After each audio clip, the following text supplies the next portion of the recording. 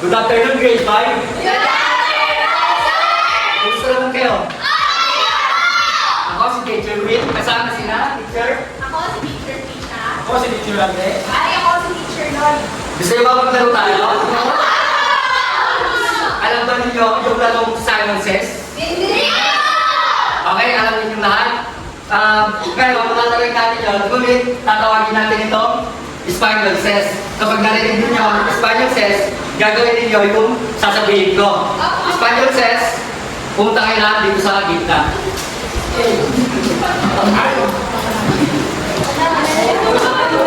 Tayo, Spaniel Says, pumunta lahat dito sa gitna. Spaniel Says. Spaniel Says, run! Stop! Okay, out, red, Nardo, Mikey. Ay, ito, out, red, red. Okay, out. Dito sa gitna, dito sa gitna. Spaniel Says, Spaniel Says, run! Stop! Spaniel Says, touch your ears. Close your eyes. Out, exhale, out, red.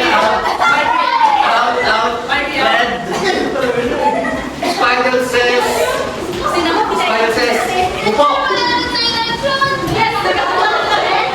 Oh, Spaniel Says, close your eyes. Open your eyes. Okay. Spaniel Says, stand. Spaniel Says, walk. Out. Pagka-analyze lang. Spaniel Says, itaas ang kanan pa. Spaniel Says, itaas ang kanan pa. At pumalakpak. Out. Okay, Spaniel Says, itaas yung kanan pa po.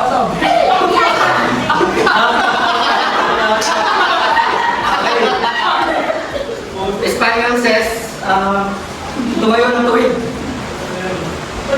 Tumalog. Spaniel Says, takbo. Stop. Spaniel, okay, dalawa na lang sila. Spaniel Says, face to each other. Shake your hands. Spaniel Says, close your eyes. Open. Touch your nose. Spaniel Says, touch your ears. Run. Walk. Spaniel Says, open your eyes. Out.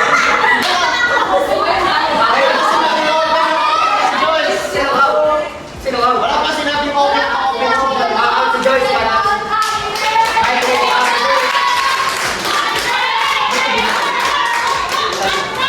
Okay, palakpakan natin si Jing. Anong naramdaman mo? Anong naramdaman mo habang sinusunod mo yung mga utos? Nakakalito? Okay. Spaniel Says, sumupo ka na sa pinakaupo ko sa akin. Fred, batay sa laro, ano yung kapag may pagkakataon kang tumanggi sa utos, gagawin mo ba? Mahirap. Hindi po. Hindi, bakit? Baka kasi paparusahan ako ng mabigat at hindi ko rin magustuhan na ang mangyayari sa akin. Okay, palakpakan natin si Red. Mayra, may idea ka ba, batay sa laro natin kanina, may idea ka ba sa pag-aaralan natin ngayon? Ano yun? Tama yung mga gawain ng mga Spaniel. Okay, bago tayo magsimula, so, tignan muna natin yung mga pantutunan dito sa loob ng classroom. Tatandaan lang natin yung salitang polo. P, pakikilaw ka lahat. O, oras ay mahalaga. L, naging makinig at dumalat. At O, order at kalinisan. Malinis ba yung paligid? Okay, bago tayo, tinatawagan na natin si Sir Andre. Pagkatuloy ang ating aralin. Yon, magandang hapon ulit, grade 5 students. Parang pagod kayo, magandang hapon, grade 5 students.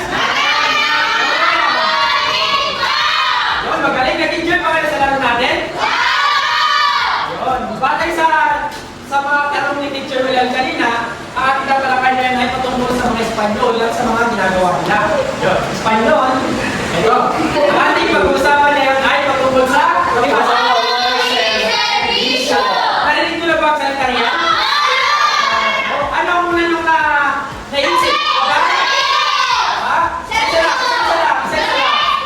Ano? Yan, damit? Servisyo? Ayun, sige, lahat yan makikita natin mamaya o malaman natin. Ang polo ay servisyo o tinatawag din sa kitang paggawa. Ano nga ba ito? Ang polo ay servisyo ay, pakibasa ka, Lloyd? Polo servisyo. Ito ay sabi nilang paggawa ng pamamaraan ng pananakop ng mga Espanyol. Ito ay nagsimula noong 15,000 at magbubukas ng tagal ng 2,000 taon. Ayun, galing. Ito ay isang pamamaraan ng pananakop ng mga Espanyol noon para mapalawak ang kanilang kolonya. At isa sa mga nasabot nila ay ang Pilipinas. Ayun, pinatupad nila ang polo y servisyo. Na kung saan, pinipilit nila yung mga Pilipino sa nagawin yung mga bagay na kailangan para mapalawak ang kanilang industriya. Yun. Sino nga ba yung mga kabilang sa polo y servisyo? Ang mga may taon na 16 to 60 na mga lalaki ang mga nagtatrabaho dito. Sila ay kailangan magtrabaho sa 40 araw sa loob ng isang taon. Kaya nyo ba yun? Lahat ng mga sasabihin ng mga Espanyol ay susundin nyo. Kundi, kaya nyo bang sundin lahat ng utos nila? Kapag sinabi mo nila, kumain ka ng puno, kakain ka ng puno? Pero kapag hindi mo naman sinunod, ay may kapalit ito kaparusahan. Kaya, madali ba ang polo y servisyo? At yung 40 araw ay nabawasan naman at naging 15 araw lamang sa isang taon. At ang mga pinapagawa ng mga Espanyol sa mga Pilipino ng ay kalsada,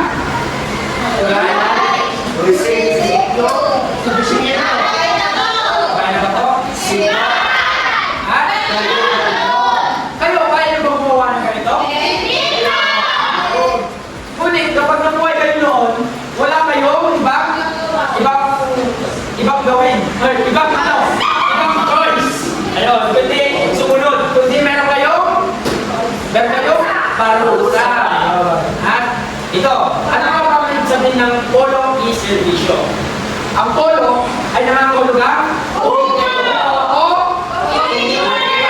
at ang servisyo naman ay at kapag pinagsama,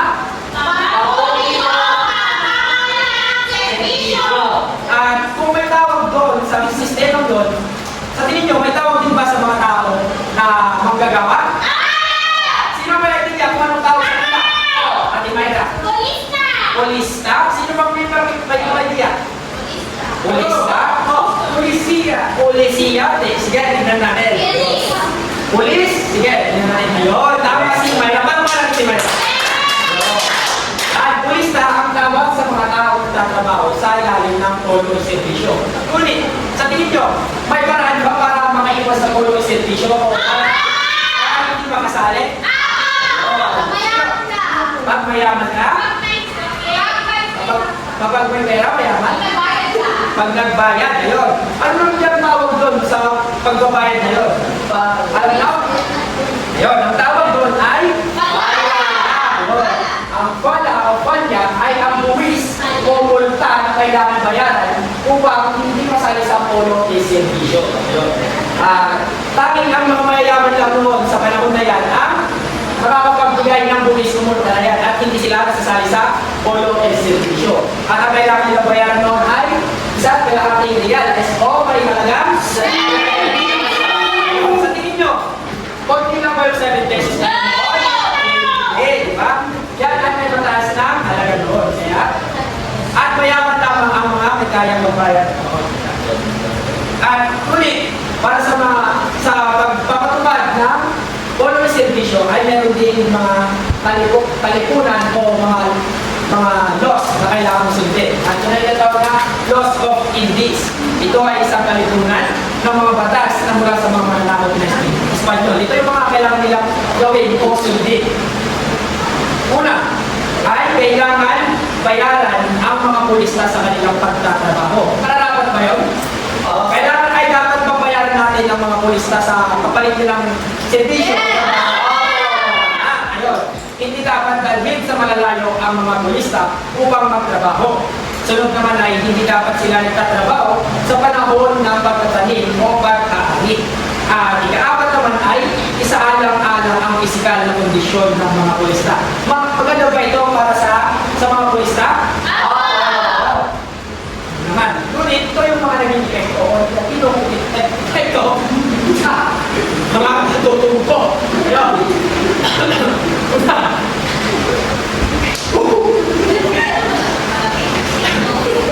Una, hindi sila binabayaran. Pangalawa, Pagkabasaran. Ano yung mga naging epekto nito sa mga katutubo? Ang mga negatibong epekto sa mga katutubo.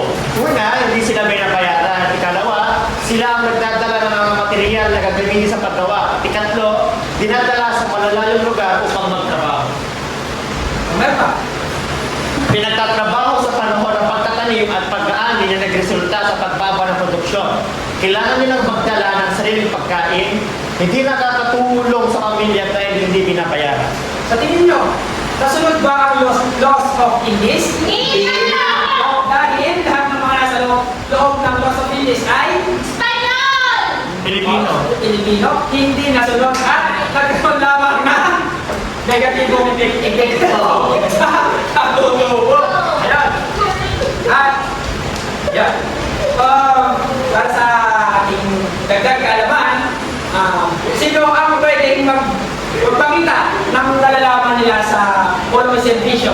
At pwede ba magtawag ng tatlong bilang isa, bilang mga Espanyol at tatlo bilang mga pulistas. Ayun, tatlo dito at tatlo dito.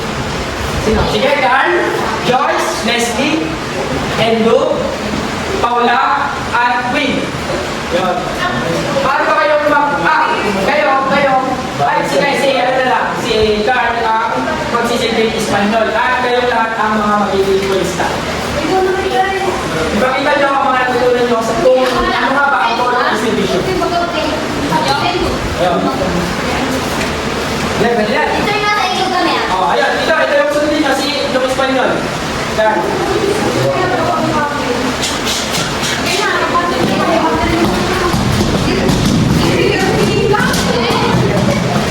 Bisa nyo ang paggawa ng barko.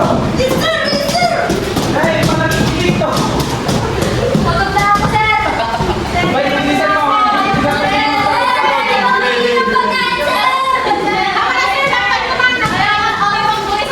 Oh, magkano? Ayun, ano kaya? Ay, benta, no? Ito sa piso. Muni ka dyan. Hindi ka sabi nyo mga. May one-pick sir. Gabi ka naman, sir. Ikaw ka nito, sir. Sir, ano, sir? Bakit, sir? Ayun, galing ka naman na lang sila. O sige, Carl. Base sa inyo mga ginawa, ano ang magkakaintindi mo doon? Ano? Yung turista, sila yung dapat manusunod sila yung mga ang mga purista, sila yung mga katulong daw. Ayan, trabaho. At, tapos yung mga Espanyol sila yung nagbahan doon sa mga ano ang kailangan gawin upang hindi masali sa Polo Servisyo? Magbabayad na? 7? Magbabayad na? Ayun, malaking titikto. Ayun, natuto ba ang lahat? Dahil dyan, meron tayong isang panibagong aktibidad. At tinatawag ko si Teacher Trisha para gawin mo. Okay. So, nakinig ba kayo sa discussion ni Teacher Andre? Okay. So, dahil dyan, mas papapalanan pa natin ng inyong mga kaalaman sa pamamagitan ng isang aktibidad na ating tatawagin gawin mo o gusto. Na kung saan ang ating klase ay makakate sa dalawang grupo. And yung grupong yun is gagawa ng isang maikling mula-dulaan na nagpapakita ng mga naging karanasan ng mga Pilipino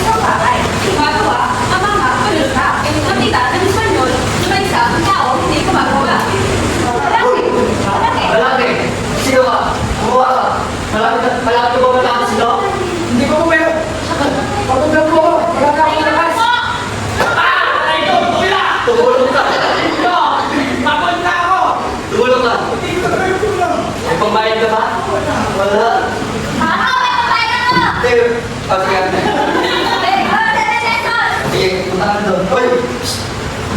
Tulong ba? Kailangan ng iba yung bahay na ipapagawa. Meron po ako nun. Nagmamahal pa! Ayan, lagyan na. Okay, na po to. Ito ang palakpakan naman natin mga kakuha. Thank you po. Maaari na po pagsimula. Ready? Magpapasenta mo kayo.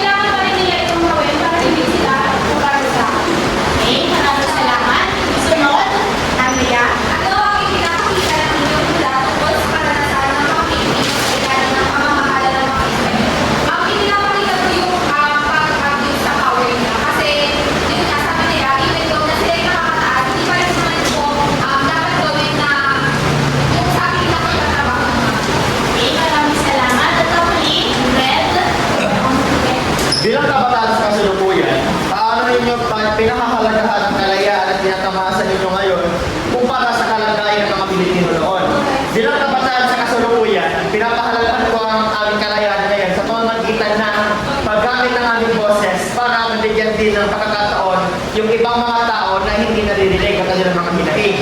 At gagamitin ko ito bilang plataforma para mabigyan din sila ng